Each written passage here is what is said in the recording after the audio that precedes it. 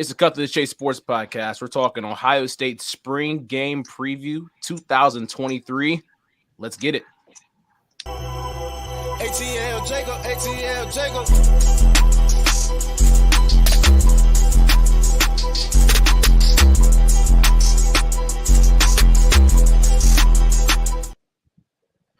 For our producer in Florida, Jake Kier, I am Chase Yance, the host of this show, and we've got Brady King and Matt Ricketts on. Brady, what's going on with you?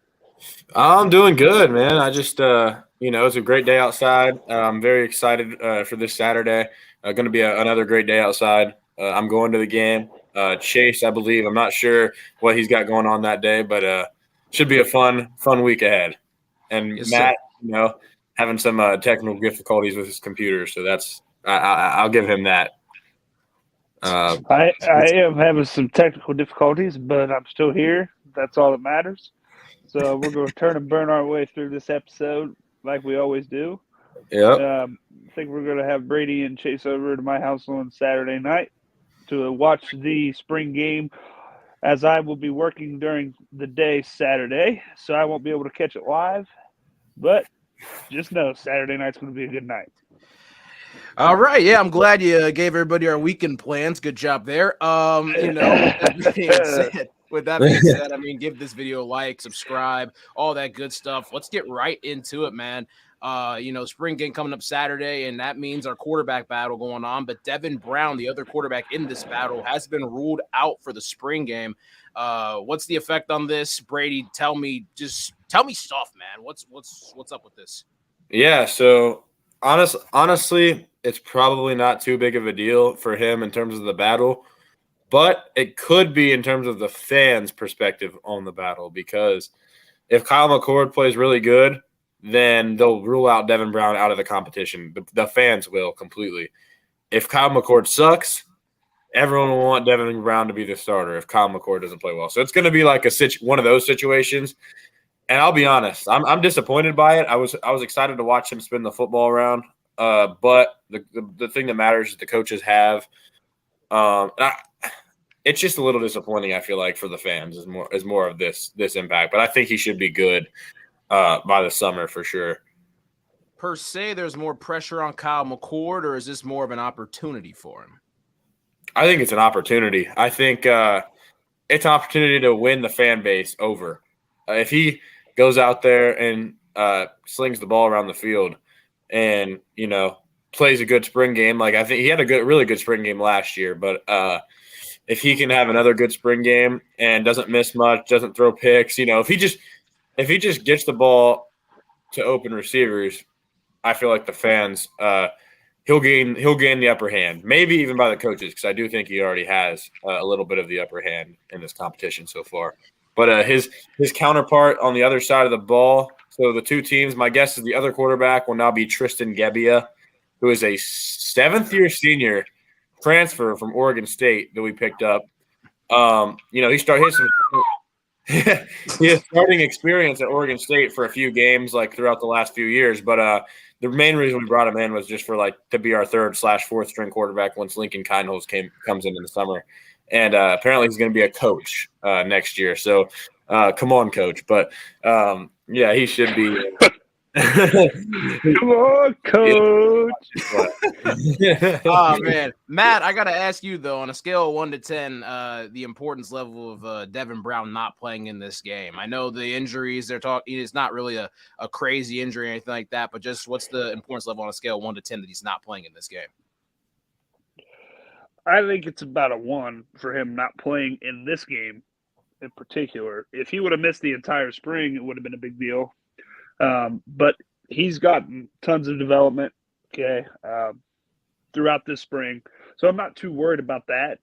I guess the only thing you're really going to miss is seeing him perform in front of somewhat of a crowd. It's not going to be a hostile crowd or anything like that, but going out there and performing in front of 80, 90,000 people instead of just performing in front of your teammates and coaches and practices, it's different for sure. But I'm not too overly concerned about it. I don't think he's going to win the job anyways at this point. I thought he was previously before spring practice started. I thought he was going to win, but I think what we've heard from Kyle McCord, I just think he's got an edge right now, anyways. So we'll see. Luckily, it's not too bad of an injury because, as we've seen throughout Ohio State history, we need depth at quarterback because you never know. He's one play away. So I'm not too concerned about it, though. Let me ask you this, Matt. So we're talking about the Kyle McCord, probably has the upper hand on winning this job overall. He's obviously going to be playing in the spring game. He's got the camaraderie with Marvin Harrison Jr. He lives with him and Emeka Egbuka, Jaden Bauer, and all that, which is what Ohio State fans kind of want the trio to be. Would it be more of like, what's the reason why Devin Brown's not going to win the job? Is it just because Kyle McCord's going to outperform him, or what's some like weaknesses in Devin Brown's game that you've seen?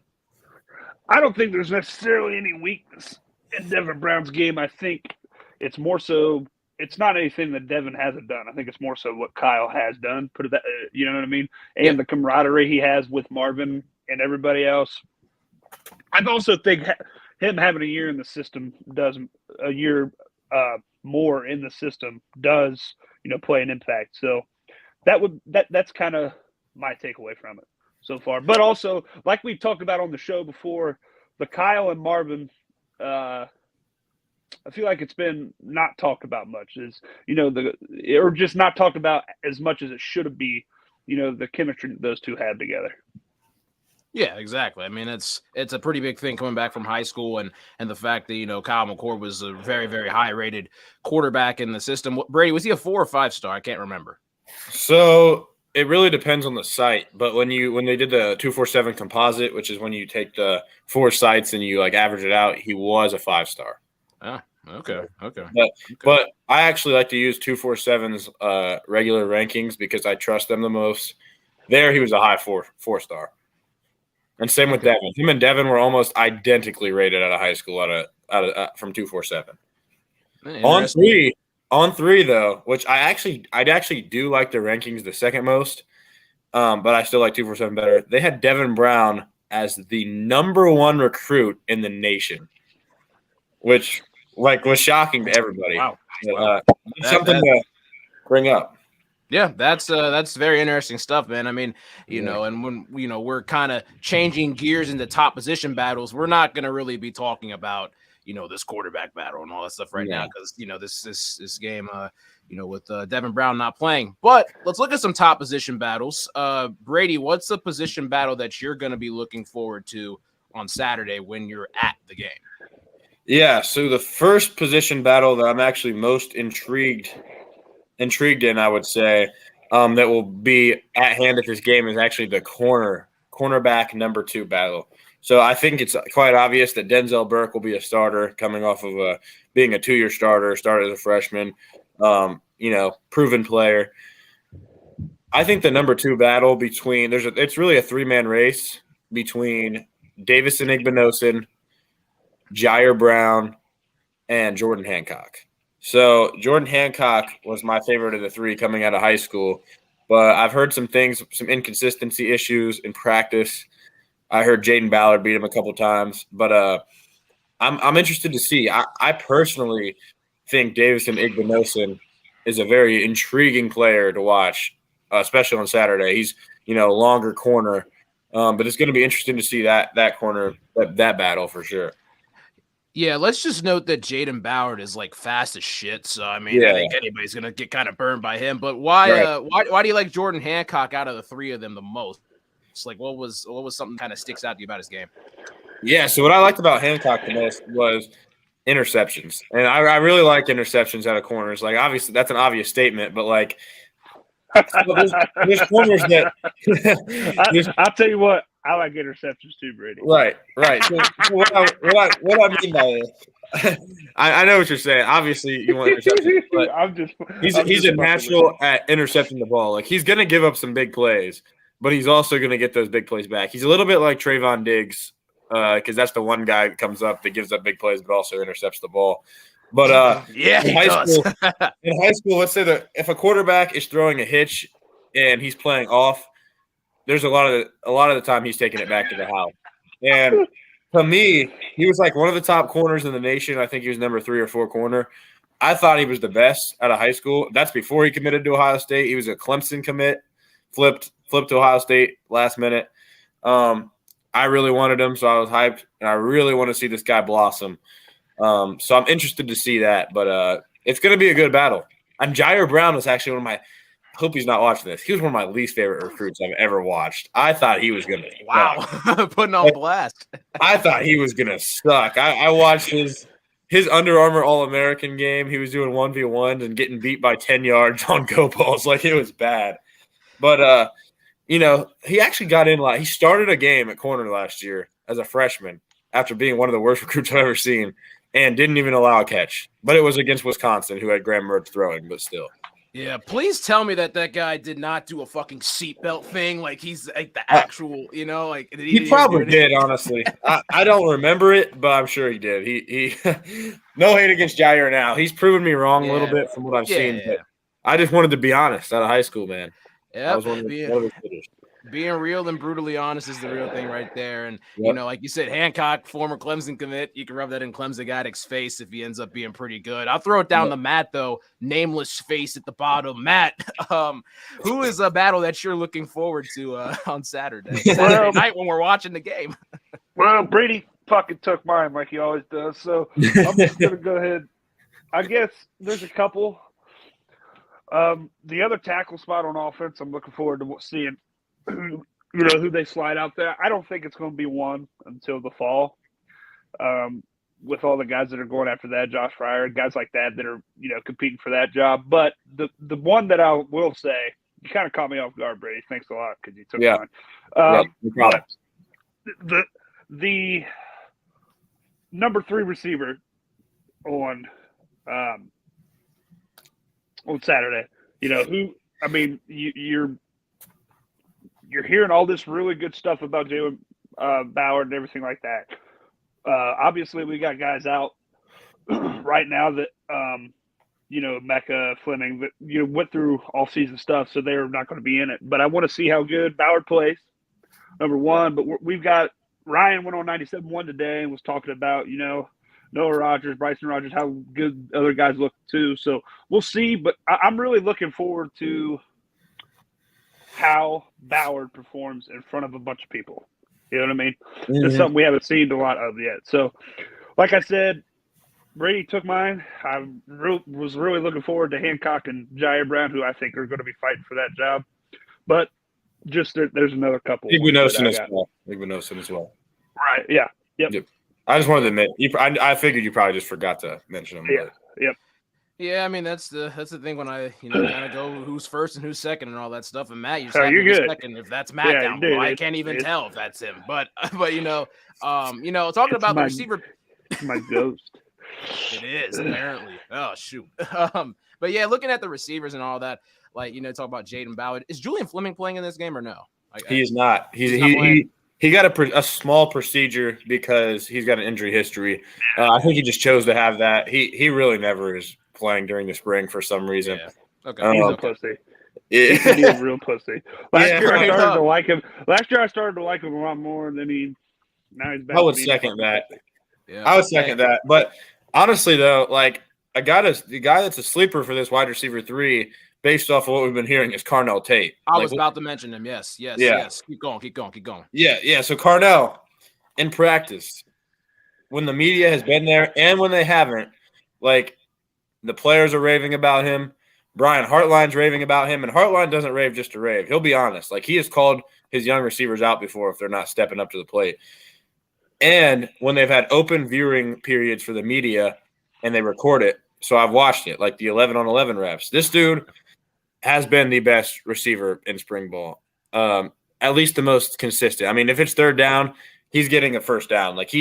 He's a big 6'2" receiver. He's a good route runner. Hands are sticky. This dude's been a stud so far. So, I mean, I think he'll definitely be better than Julian Fleming in the future. I don't know if that's this year. I think it's a 3-man battle for that wide receiver 3 spot. Oh, I think it's Arnell, Julian, and Jaden Ballard. I would agree with that. I think you're going to see.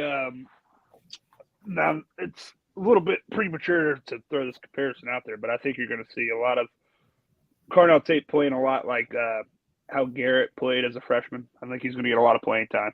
I would in terms of how hyped they've been coming in, I would compare the two. Put it that way. Yeah, I would agree. And one other thing I want to throw out about this season is I think the receiver rotation could play out similarly to that season, where KJ Hill and Chris Olave will remained in the starting lineup all year. As this year, that being Ibuka and Marvin. Obviously, they're not coming out of the lineup. Yet where Benjamin Victor started the season out as our wide receiver 3 in 2019, and Garrett Wilson was on the bench. Garrett Wilson had his job took his job by like week 8 or 9 late in the season. Yeah. We could see a situation like that with Julian. Even though I agree with that too, but we've got that team had like Ben Victor, Austin Mack, Garrett Wilson, guys like that. We've got 2 or 3 guys kind of that mold, So it actually is a very good comparison in terms of having solidified guys in a rotation. Yeah, another loaded receiver room as Ohio State always has been producing. I mean, we could be the new, probably the wide receiver right now. I mean, we've had this talk behind the scenes and all that stuff, but that's for another time. But yeah, I mean, just looking at the whole thing, I mean, Cardinal Tate has a good chance to step in there and maybe if he makes, has a fantastic Saturday. I mean, maybe you can enter that conversation of, potentially being the 3 this year. There's no telling with that, but as time goes, and if there's an injury that happens here or there, he could definitely step in there and go into that role. Now, after the spring game, we're talking to our good friend Chris Drew on Monday at Monday Night Basketball. There's this thing called the talk that comes out. All right. And this is normal when it happens, with, after a scrimmage, after something, some sort of a game like scenario. And the talk is basically like, talking about roles. All right. Are you going to be here? You're going to be a starter. I mean, the starters already know they're going to be starters, but like fringe starters, you're talking about depth guys, second team guys, or should you, head to the curb, wave your hand, get on the bus and go. So who's heading to the portal? All right. That's the first question. But I will say that, I think Matt sent a tweet into our thing. Texas A&M offensive tackle Matthew Wyckoff plans to enter the transfer portal. Should he come to Ohio State, Matt? Since you said this, I'm going to ask you that question. Yeah. Hell yeah, we'll take his ass. I mean, I haven't heard or seen anywhere where somebody is a favorite for him. I have no idea. I just saw that he entered the portal today. I mean, he'll walk in as a starter, no doubt. Freshman All-American in the SEC. I mean, absolutely, you should come here. We should be throwing every bag we got at him right now. Yeah. I mean, the SEC is the best football conference, and I'm just kidding. But yeah, I mean, I think it is, though. I'm not gonna lie, but and I'm gonna be honest with you. I'm not gonna act like I know who this dude is. I don't know who he is. I do remember him. I don't either. Actually, I remember the last name from recruiting. Just like looking at it, like I didn't. But when he came out, I'm not gonna act like I know he's good. I don't. But the fact that he made a freshman All-American team, and I believe he was a part of the highest rated recruiting class ever. I think that if I might be wrong on that, but Texas A&M had the best class. I think he was a part of that one. So I mean, yeah, go get his ass. That's who we want to get. I can't imagine any program in the country. We will be the best program in the country where he can walk in and start on day one. I don't think there's a better program where he can walk in and start on day one without having to compete for the job. At Bama, Michigan, Georgia, he's going to have to compete. You come to Ohio State, we've got 2 guys that are going to be drafted in the first 2 rounds leaving. He will start day one. So I mean, we're pretty attractive in that regard. Yeah, I would say so. And, we're talking about what we're gaining. What could we potentially lose? Who's going to head to the portal? Matt Ricketts. What's going on? I think we're going to see some receivers leave. A couple receivers will leave. I really hope not. And I also hope we keep all the DBs as well, just depth-wise. I don't think we have a ton of, like, really good ones. We've got a bunch of little solid ones. I guess I would say I think Fleming would have already left. Okay. I think Ballard is going to stay. So I don't necessarily have somebody on the top of my head that I think is going to leave, I guess. Brady probably has a little bit better idea in terms of that. But also we have a ton of depth at linebacker too. It wouldn't shock me if one of those guys leaves. So, Brady, go ahead and take this one. I'll say this real quick. Let me say this real quick. Great points by Matt. Receiver room. Got to have depth. Got to have a guy that takes the top off the defense. That was a year ago. That was a year ago. That's a year ago. Yeah, a year ago, baby. Yeah, happy anniversary, Matt. We got to think about that. That was a year ago you came on the show for the first time. But yeah, I just don't know. I feel like we would have lost some of the positions we have. I think they would have already just bounced. You know what I mean? Yeah, that's before true. Spring even came about. So that's kind of where I'm at with it. Yeah, I'd say so. And my fault to cut you off there. Brady, what are some some players that you have in mind going on? And I'll ask you a follow-up question about a specific halfback in our room. Yeah, so I have a list of people I think could enter the portal, and I'll name them real quick. No quarterbacks, running back. I think Evan Pryor is the most likely due to his ACL injury last year. This is going to be his third year, and being such a crowded room. We don't want to lose him, but I think he's a possibility. Wide receiver wise, I absolutely think that at least two of these 2022 wide receivers, the freshman group from last year, are gone. Specifically, the top possibility I think is Caleb Burton. I don't think he's had much success in practice or any of that, even though at one point he was the number one wide receiver in the class. And then I also think Kyon Grays might enter the portal out of that class. Definitely some 2022 receivers.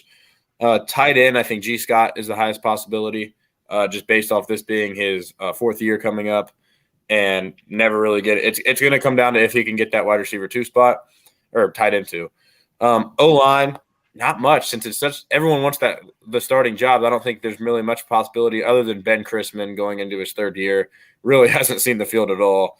I think he might be gone. Corner, the only one I see possibly entering the portal is Ryan Turner, who's going into his sophomore season. Safety, I think Cam Martinez. I've heard he's had a solid spring, but I've watched him in game. He just sucks. I'm sorry. I'm stating that fact right now. Cam Martinez sucks. Like Bryson Shaw, that guy was ass. Yeah, so he's like Bryson Shaw, maybe even worse. Maybe. I'm not going to make that. Wow. He had the worst. Oh, he had the worst play I've ever seen against Michigan last year. Oh, well, yeah. Cam Martinez is also a pussy. Yeah. Cam Martinez and Joey Fleming are fucking pussies. They are. I'm going to cheer for them, and when they do something good, I'm going to be excited. But they are fucking pussies. I'll also say that pussies. I would agree with that. I will say that Julian is better at football than Cam, though, as well. But I agree with that. Yeah, but he's still a pussy.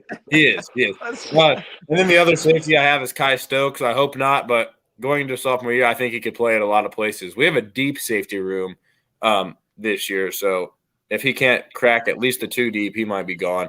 Linebacker, obviously a deep linebacker room. Reed Carrico going into his junior year as a high recruit, never touching the field. He could be gone. I don't know. Cody Simon would be a tough loss just because he's probably our number 3 backer. But I think it's a possibility going into his fourth year and not being a starter. And then I don't think Gabe Powers or CJ Hicks enter the portal. And then D-line, I really don't think many of those guys are looking to hit the portal. Maybe Jaden McKenzie. I wouldn't care. He's not very good. But yeah, that's the guys I see having the highest possibility to enter the transfer portal. Before we get to our last topic, there's a guy you didn't mention on there, which he probably might not leave, but if he ends up leaving, he's been linked to a specific school, and that's Dallin Hayden, number 5 for Ohio State, the running back, who had a great game against Maryland, was in just like a small amount against Michigan, a bit in the national semifinal game against Georgia. Yeah. Is there a scenario where he leaves? And I think we know he would go to Tennessee if he leaves, but is there a scenario where he leaves? Yeah, so Dallin Hayden, last year, 400-yard rushing games, battling for that third running back spot with Evan Pryor, Chip Tranum. Would be a very tough loss, in my opinion, because I love his running style. Even started a game – he started the semifinal game against Georgia. Yeah. And he's a good player, but I do think there's a small possibility he leaves. However, I thought there was a decent possibility, but that possibility has gotten smaller due to the fact that 3 running backs are out this spring, so he's getting a ton of carries. So even if he won't, it's at least putting it into his head that he might be like getting a lot of carries this year because him and Chip Tranum are the only fully healthy running backs right now. Yeah. And they're both getting the bulk of the carries. I've heard Dallin's been looking good, so I don't think that he's going to enter the portal. That would be a huge loss for sure. And yes, Tennessee would be the team if he hit the portal because Tennessee running backs aren't. I think he is our best running back on the roster. I think he will end up with the second most carries. I think Mayan will end up with the most carries. I think Trey is going to be a pussy and get hurt like he always does. So I would say Trey has the most talent for sure. Mayan, if he comes on the podcast, we gotta. Trey has the most talent. Yeah, dude, Matt, you kind of eliminating the list, but yeah, that's. Trey has the most talent. Mayan has the most power. And Down is just the most balanced back, I think, out of all of them. Just the best running style. So I think it would be a massive loss if Down leaves. I don't think there's any chance, though. I think he knows he's going to get a good majority of the carries this year at enough point in time to where he's not going anywhere. I think I'm gonna disagree. I'm not trying to start any arguments, but I don't know if he's more talented than I don't know that he's better than Mayan. Due to the fact that I feel like Mayan has a different running style than maybe I've ever seen. Yes, they're different. They're bounces so off different. people. I do agree. There's no doubt. Mine's a beast. Yeah. Yeah, though I think I think Dallin's a beast, but I just wanted to give my opinion. Right. So Matt's a Dallin guy. I'm a Mayan guy. Well, you might as well just call me a Cove Mayan guy too. I mean, okay, yeah, because I know you like Mayan. I love Mayan. I think he's great. I just think Dallin's just the best overall back we have. I'm with great back. Yeah, Dallin's good. Dallin and Trey, dude. Dallin and Trey. When Trey's healthy, I love. I think Trey. Dallin just has. Dallin's got a little bit of an extra gear that Mayan does. Now Mayan's fast. He's not slow by any means, but when you get into the open field, I think Dallin can hit a little bit more of a home run. He doesn't have the Trey home run threat by any means, but he's got a little bit of an extra gear. He might. In terms of breaking away as opposed to Mayan, and I still think he runs physical enough to where it wouldn't hinder him. You know what I mean? He's the mix. He's definitely the mix of the two. That's what I'm saying. Yeah, he's got the perfect Mayan, but that's his Trey. Yeah, and then I've actually heard that Chip Tranum is extremely fast. I mean, I haven't necessarily seen that. I saw the video. Did you see the spring video when he broke away? Yeah, he was moving. Yeah, we'll get a look at him on Saturday. I'll tell you that. But I mean, best of both worlds for Dallin Hayden. That's the best of both worlds about being mixed, man. So I'll tell you that. But hey, offensive, defensive MVPs. You got that? All right. Offensive and defensive MVPs going into Saturday. Predictions. All right. So I'll give Matt's predictions quick. Who's an offensive MVP, defensive MVP? Give it to me quick. Carnell Tate and Sonny Styles. Any reason behind it? Nope. Fuck it. That's just what I'm going with. Bet. All right, cool. Brady, who we got? All right. So offensively, I've got tight end Joe Royer. Defensively, I have Davison Igbinosun. I think Joe Royer is going to destroy Cam Martinez if they're on a different team. Maybe they'll be on the same team, but that'd be kind of funny to me. And defensively, I feel like Davison Igbinosun is going to have a coming out party and going to break up a lot of passes. So obviously these are just predictions, but that's my prediction. Yep. Spring game, I believe, is at noon Saturday, right? Yes. Noon kickoff Saturday. This should be fun. We're going to be watching the game back at Matt's house later that night. It'll be a nice thing there. I'll be doing that, watching a little bit of the Warriors-Kings game going on there. But, good show. Ohio State football. This is episode 95, man. We're close to 100. So, I mean, we're getting there. We'll get something nice planned for 100. Draft coming up, all that stuff. It's I'd say we all get hammered for episode 100. Well, we'll talk about that off camera, all right, man? So, we'll talk about that off camera. Man. All things are in consideration. For that being said, our producer, Jake, here down in Florida, Matt Ricketts, Brady King, I'm Chase Johnson. We will see you guys next